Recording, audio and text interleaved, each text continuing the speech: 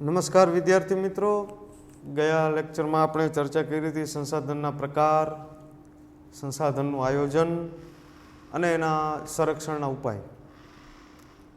સંસાધન છે અનવીનીકરણીય મોટા ભાગના, તો ભવિષ્યમાં ખૂટે નહીં એના માટે શું કરવું, એના માટે સરકાર શું કરે. આપણે એક જગ્યાએ અંડરલાઈન ખેંચી હતી, રાજસ્થાન બિશ્નોઈ જાતિ ચિપકો આંદોલનની મેં છેલ્લે વાત કરી હતી કે વૃક્ષો કાપવા માટે જે વ્યક્તિઓ આવતા તો વૃક્ષના થડને બિશ્નોઈ જ્ઞાતિની સ્ત્રીઓ, પુરુષો, નાના બાળકો વૃક્ષોને ચોંટી જતા અને વૃક્ષ કાપવા ન દેતા.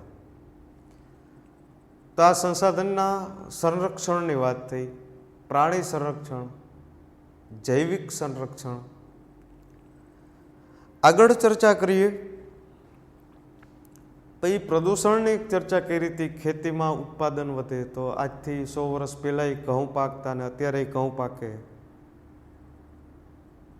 ત્યારે પાકતા એથી વધારે પ્રમાણમાં અત્યારે ઘઉં પાકે.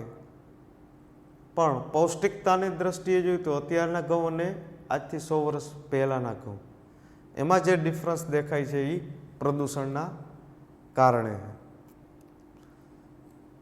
પછી આપણે પ્રદૂષણ કંટ્રોલ બોર્ડની ચર્ચા કરી હતી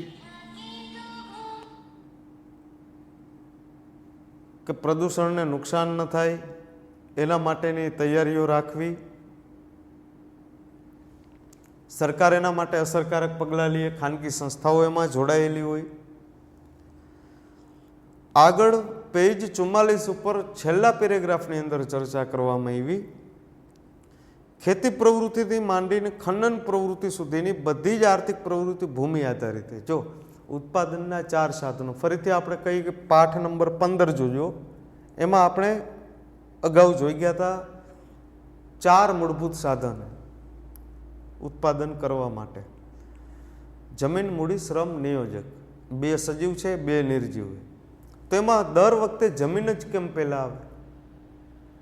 જે આપણા આ પાઠની શરૂઆત તમે જુઓ, 8મા પાઠની શરૂઆત ભૂમિથી જ શરૂઆત થઈ.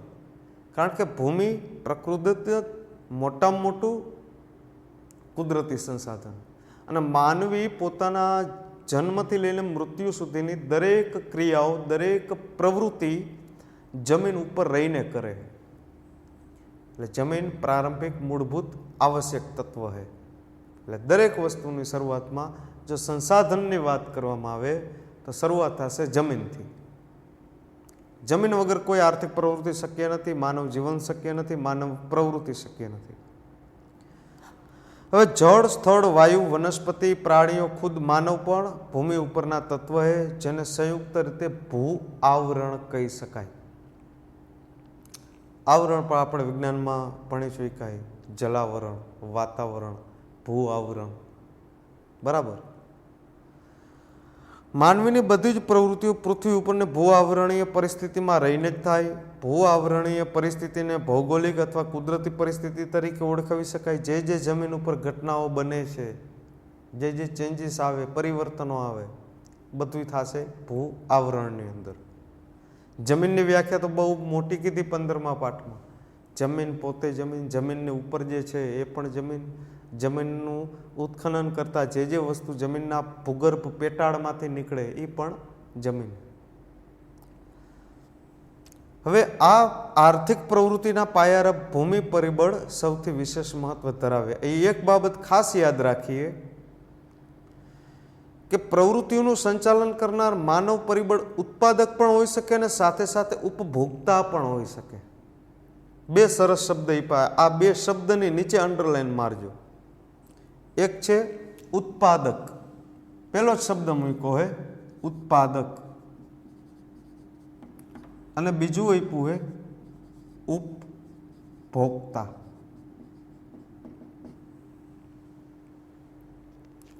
આ 2 શબ્દ વચ્ચેનો ભેદ જે છે, તફાવત છે, એ આપણે જાણવું અહીંયા જરૂરી બનશે. ઉત્પાદક, ઉત્પાદન, ઉત્પાદક, ઉત્પાદકતા અને ઉપભોક્તા. હવે અહીંયા એમ કીધું કે જે ઉત્પાદક છે એ જ પાછો ઉપભોક્તા. ઉત્પાદન કોણ કરે? મનુષ્ય. અનાજનું ઉત્પાદન કોણ કરે? ખેડૂત. વસ્તુઓનું કે સેવાઓનું નિર્માણ ક્યાં થાય? તો કે કારખાનામાં. કોણ કરે? તો કે માનવ. આ ઉત્પાદક, ઉત્પાદન કરનાર વ્યક્તિ છે એ ઉત્પાદક છે. ઉત્પાદક એટલે કોણ? વસ્તુ કે સેવા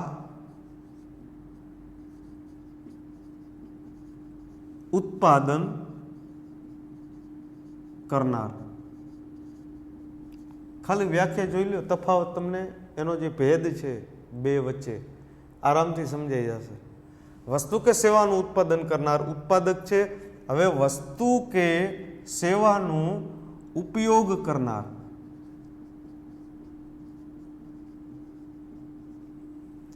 એ ઉપભોક્તા છે. ઘણી વખત એવું બને કે કારખાનામાં જે વસ્તુ બનતી હોય કે જે સેવા બનતી હોય, સેવાઓ કઈ કઈ સેવાઓ કેને કહેવાય? 3 ક્ષેત્ર પડતા હતા,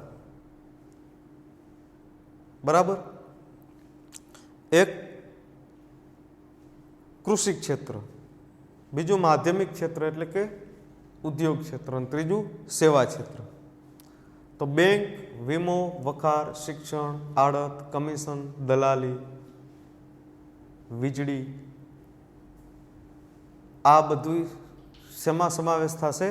સેવા ક્ષેત્રની અંદર. હવે કહે કે ઉત્પાદક છે એ ઉપભોક્તા ન પણ હોય, કે જે વસ્તુ બનાવે છે જરૂરી નથી કે એનું ઉત્પાદન એનો વપરાશ કરતો જ હોય.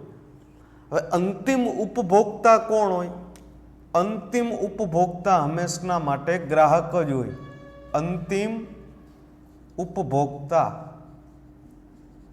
કોણ હોય? ગ્રાહક જ હોય. ગ્રાહક એ વસ્તુનું ઉત્પાદન ન પણ કરતો હોય, પણ બીજા પાસેથી વસ્તુ અથવા સેવાની ખરીદી કરતો હોય. અને જે વસ્તુ જે વ્યક્તિ જેનું ઉત્પાદન કરતો હોય જરૂરી નથી કે એનો ઉપયોગ કરતો જ હોય. એટલે ઉપભોક્તા અને ઉત્પાદક બંને વચ્ચે ડિફરન્સ અહીંયા એક જ છે. અંતિમ ઉપભોક્તા કોણ? ગ્રાહક, એટલે કે કસ્ટમર અથવા કન્ઝ્યુમર પોતે.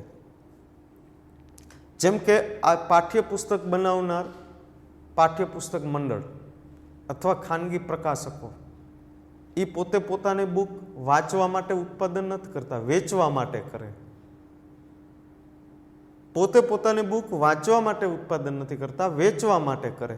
તો એ ઉત્પાદક બન્યા. અને આપણે એ બુકને રેડીમેડ બજારેથી, સ્ટેશનરી પાસેથી ખરીદીએ છીએ વાંચવા માટે, વેચવા માટે નહીં. એટલે આપણે બન્યા ઉપભોક્તા. આખી લાંબી એક કડી આવે, બરાબર?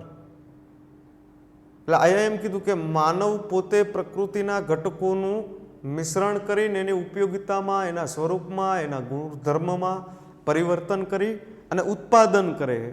પણ ઉત્પાદન કરનાર ક્યારેક ઉપભોક્તા બને છે. જેમ કે કઠિયારો જંગલમાં જઈ અને લાકડા કાપે, તો લાકડા શું કામ કાપે? વેચવા માટે. તો ક્યારેક એવું બને કે અહીંયા ઉત્પાદક કોણ બન્યું? કઠિયારો જંગલમાં લાકડા કાપે. હવે એ લાકડાનું એને ઉત્પાદન કર્યું, બળતર બનાવ્યા કાપીને. હવે બળતર એને જોતા હશે એટલા રાખશે, બાકીને એ બજારમાં વેચવા માટે લઈ જશે. તો વેપારી બન્યો ને. ઉત્પાદક છે એ ઉપભોક્તા હોય, વેપારી પણ હોય. અને ઉપભોક્તા હે એ ક્યારેય વેપારી ન હોઈ શકે, બરાબર? એટલે આટલો ડિફરન્સ છે. આગળ ચર્ચા થઈ કે ટૂંકમાં ભૂમિ પ્રવૃત્તિ માટેનો કેવળ રંગમંચ જ નથી, કારણ કે જે નાટક જે આ પૃથ્વી ઉપર થાય છે એ પૃથ્વી ઉપર જ છે. પણ ખાલી જીવન અને મૃત્યુ વચ્ચેનો જે સંબંધ, જે આપણો માનવ જીવનનો સંબંધ જે જમીન સાથે સંકળાયેલ છે, પ્રત્યક્ષ કે પરોક્ષ, ખાલી એટલેથી અટકી નથી જતું, એથી આગળ વધે. પરંતુ આર્થિક પ્રવૃત્તિના સંચાલન માટે કાચો માલ પૂરો પાડનાર સ્ત્રોત પણ છે. જો ઉદ્યોગોના પરિવર્તનમાં આ વસ્તુ આપણે કામ લાગશે. ઉદ્યોગોના પ્રકાર 5: કુટીર, લઘુ, મધ્યમ, મોટા, મધ્યમ, ભારે પાયાના મોટા ઉદ્યોગ. 5 પ્રકારના ઉદ્યોગો છે. રેડી? કુટીર, ગૃહ, લઘુ, મધ્યમ અને મોટા. 5 પ્રકાર પડે. હવે કોઈ ઉદ્યોગ એવો નથી કે જે વસ્તુ પોતે બનાવે છે પોતે જ વપરાશ કરે ને એને ક્યાંયથી ખરીદી ના કરવી પડતી હોય. જો ખેડૂત કપાસ ઉગાડે છે, બરાબર છે, તો કાચો માલ ઉત્પન્ન કરનાર ખેડૂત. ખેડૂત મગફળી પકવે છે, ઉત્પાદક કોણ? ખેડૂત. ઉપભોક્તા કોણ? ખેડૂત. આખી ચેનલ લાંબી થશે. કઈ રીતે? તો કે ખેડૂતે કપાસ ઉત્પાદન કર્યું, ઉત્પાદક ખેડૂત બન્યો. હવે એ કપાસને એને બજારમાં વેચ્યો. હવે એ કપાસમાંથી કાપડ બન્યું. એ પાછું કાપડ એ દરજી પાસે ગયું, સીવડાવ્યું, કપડાં બન્યા અને એ જ ખેડૂતે ખરીદ્યા. ઉત્પાદક ખેડૂત, અંતિમ ઉપભોક્તા ખેડૂત. વચ્ચે કેટલા વ્યક્તિઓ આવ્યા? કપાસ જેને વેચ્યું છે એ વેપારીએ જીનમાં આપ્યો, માર્કેટિંગ યાર્ડમાં આપ્યો, અહીંયાથી કાપડની મિલમાં ગયો, અહીંયાથી સિવાય અને દરજી પાસે સિવાય અને આપણી પાસે આવ્યું. અંતિમ ઉત્પાદક, અંતિમ ઉપભોક્તા. ક્યારેક બંને એક પણ હોઈ શકે, ક્યારેક ના પણ હોય. ઓકે, આગળ કીધું પેજ 45 ઉપર. આપણો દેશ ઘણો વિશાળ છે, અહીંની પ્રાકૃતિક રચના. જો પ્રાકૃતિક શબ્દ મૂક્યો એટલે આમાં મનુષ્ય કાંઈ નથી કરી શકતો. એટલે કે પર્વત, ઉચ્ચ પ્રદેશ અને મેદાનોમાં ઘણી જ વિવિધતા છે. એ તો આપણે ખબર જ છે. જૈવિક વિવિધતા છે, પ્રાકૃતિક અસમાનતા છે. આગળ એ પાઠ્યપુસ્તકમાં ઓલું વાક્ય આવી ગયું હતું કે સંસાધનનું વિતરણ અસમાન છે. આવું સેન્ટેન્સ આવ્યું હતું કે નહીં? છે જ. ભારતની વિશાળતા અને વિવિધતા એનું સૌથી મહત્વપૂર્ણ સંસાધન છે. વિતરણમાં ને એમાં અસમાનતા એ જ એનું મહત્વપૂર્ણ સંસાધન. દેશનો લગભગ 43% ભાગ મેદાની છે. અહીંયા અંડરલાઈન મારી દેજો. બાકીનો 67% ભાગ, 56% ભાગ બીજા બધા ઘટકોથી જોડાયેલો છે. આમ કરીને 100% ભારત ખંડ બન્યો. કદાચ વન લાઇનર ક્વેશ્ચનની અંદર પૂછે કે ભારતનો કેટલા ટકા પ્રદેશ એ મેદાની પ્રદેશ છે? 43. અંડરલાઇન ખેંચ્યું. જે આપણે વિવિધ પાક ઉગાડવા માટેની અનુકૂળતા આપે છે, પણ એનું ક્લાઇમેટ, એનું વાતાવરણ, આબોહવા એ જોવું પડે. એટલે જ મેં કીધું હતું કે દરેક રાજ્યની અલગ અલગ ખાસિયતો હોય. કે અહીંયા આપણે મગફળી, કપાસ, ઘઉં ઉત્પાદન કરી તો બીજા રાજ્યમાં શું એ નહીં બનતું હોય. અને ન્યા જે પાક ઉગાડવામાં આવે એ અહીંયા નહીં ઉગે.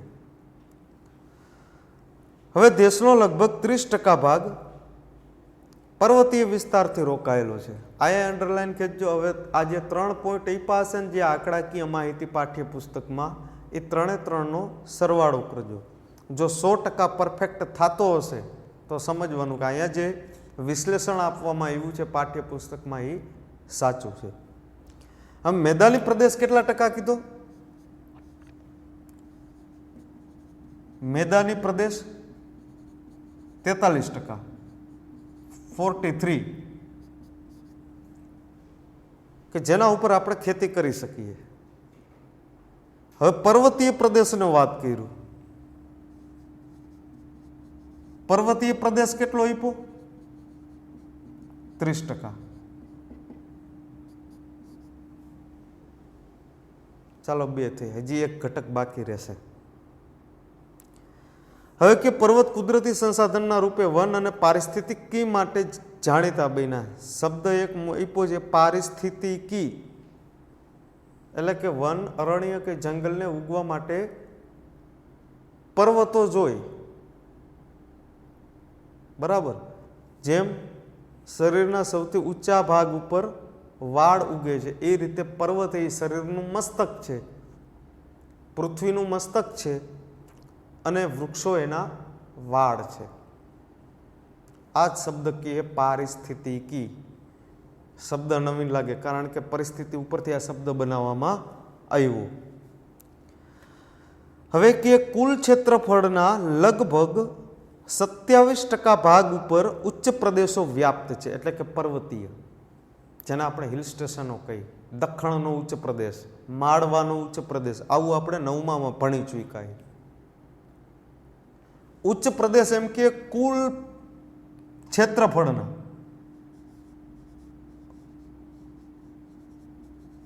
ઉચ્ચ પ્રદેશો કેટલા આપ્યા? 27%.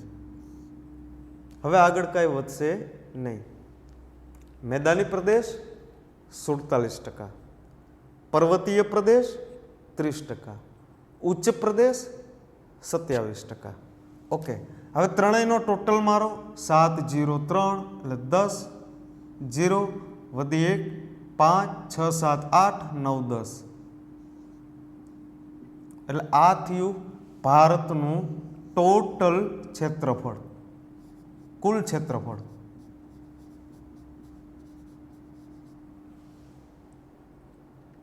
જે લાખ ચોરસ કિલોમીટરમાં હોય. 3214 ઉત્તર દક્ષિણ, 3515 પૂર્વ પશ્ચિમ. રેડી?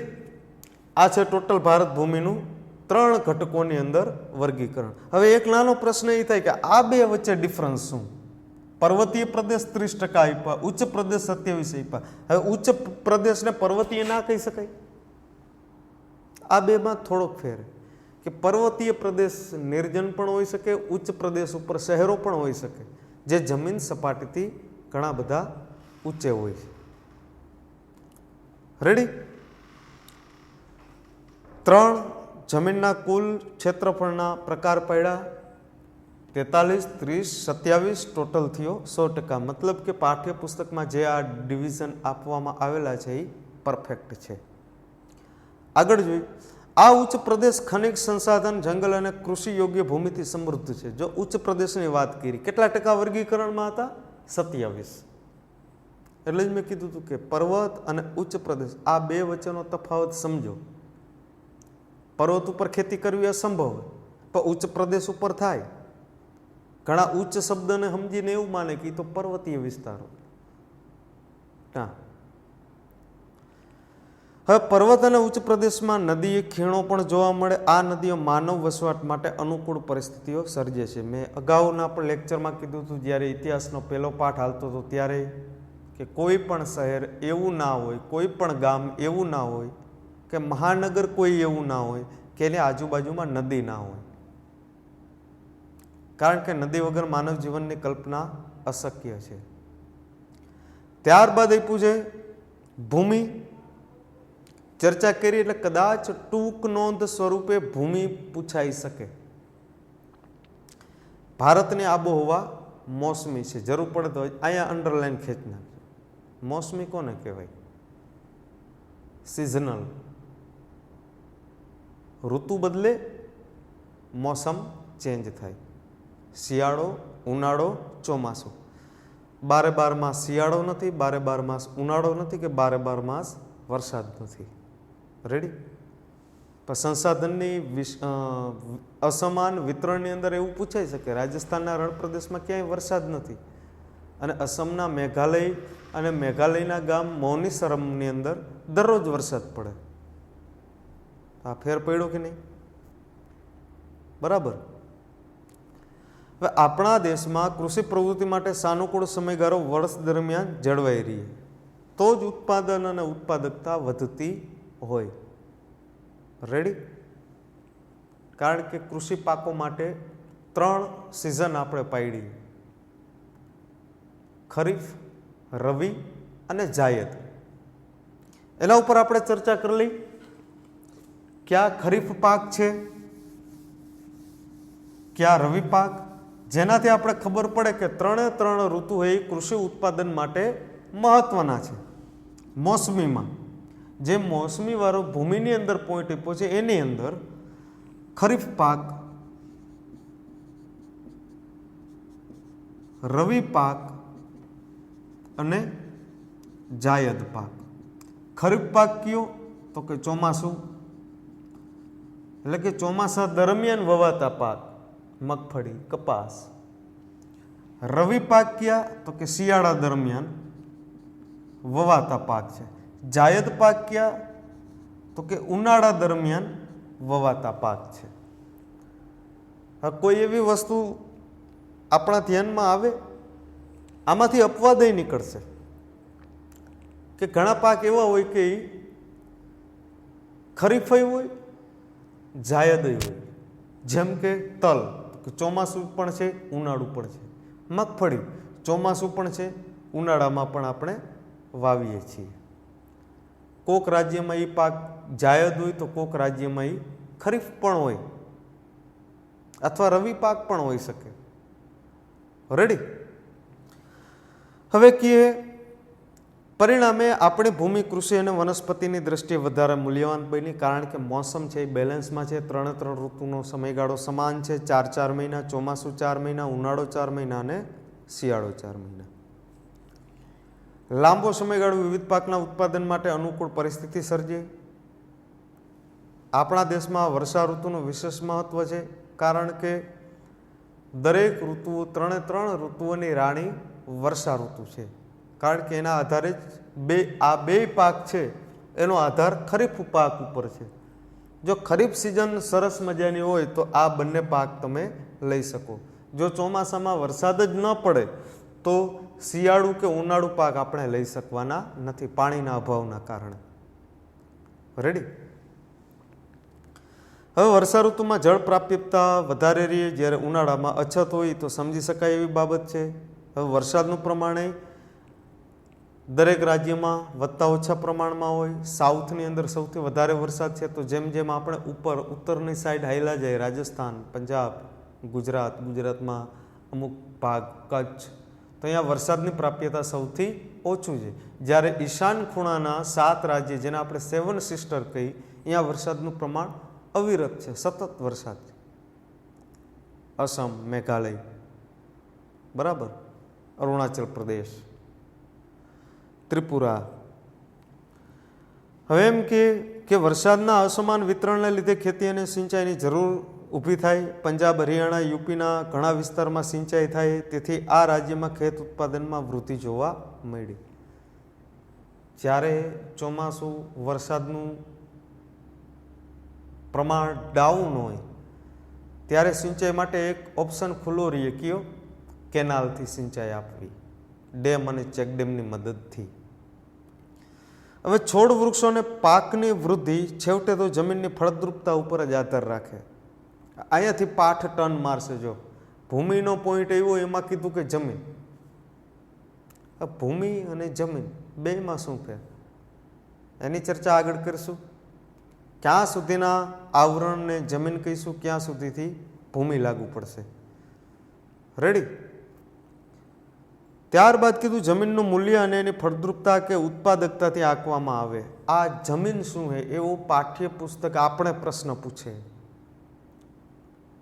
કે આ વિશાળ ભારત ભૂમિ, એની અંદર બધી જમીન તો છે જ, જમીન વગર તો શક્ય નથી. બધા રાજ્યોની જમીન અલગ, રાજ્યોની અંદરના ભાગોની જમીન એ અલગ અલગ. આપણે રાજકોટની જમીન અને પોરબંદરની જમીન સમાન હોય? નહીં હોય. વલસાડની જમીન અને સુરતની જમીન સમાન છે? નહીં હોય. દરેકની ફળદ્રુપતા અલગ અલગ. એમ જમીનના પ્રકાર મુજબ વવાતા પાકની વેરાયટી પણ અલગ અલગ. હવે પૃથ્વીના પોપડાના ઉપરના પાતળા સ્તરને જમીન કહે છે. અહીંયા અંડરલાઈન ખેંચજો. જમીન એ ખેતીનું કુદરતી માધ્યમ છે, આપણે તો બનાવી નથી. આ જમીન ખેતી માટે મૂળભૂત સંસાધન જેમાં જૈવિક અને અજૈવિક તત્વોનો સમાવેશ થાય. ફરીથી ઓલું જૂનું વિધાન યાદ કરી લઈએ. કયું? કોલસાવાળું. કોલસાને શેમાં લીધો હતો? જૈવિકમાં. ત્યારે જ હું બોલ્યો હતો કે જમીન એ શેમાં આવશે? જૈવિક, અજૈવિક બેયમાં. જો મૃત જમીન હશે, ડેડ સોઇલ, કે જેમાં કંઈ થતું નથી, જેમ કે રણ પ્રદેશ, તો બેક્ટેરિયા નથી, તો જમીનમાં દમ નથી, રસ નથી, ફળદ્રુપતા નથી, તો કેવી ગણાશે? મૃત છે, અજૈવિક. ઓકે, પછી જમીન નિર્માણની પ્રક્રિયા બતાવી છે, એ જોશું આગળ.